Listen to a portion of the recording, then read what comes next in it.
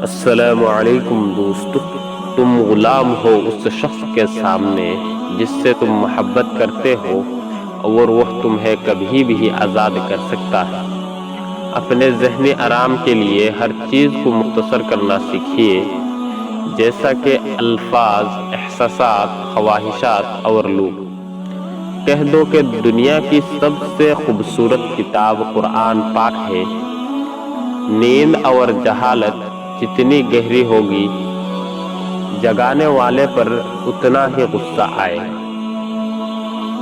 یہ جھوٹ بھی بتایا گیا تھا مجھے، محبت پاک ہو تو حاصل ضرور ہوتی ہے۔ رشتوں کی رسی کمزور تب ہوتی ہے جب انسان غلط فہمی میں پیدا ہونے والے سوالوں کا جواب بھی خود ہی بنا لیتا ہے۔ اگر محبت رب سے ہو جائے تو ملاقات کی تڑپ فجر سے شروع ہوتی ہے اور عشاء پہ ختم ہوتی ہے۔ السلام علیکم۔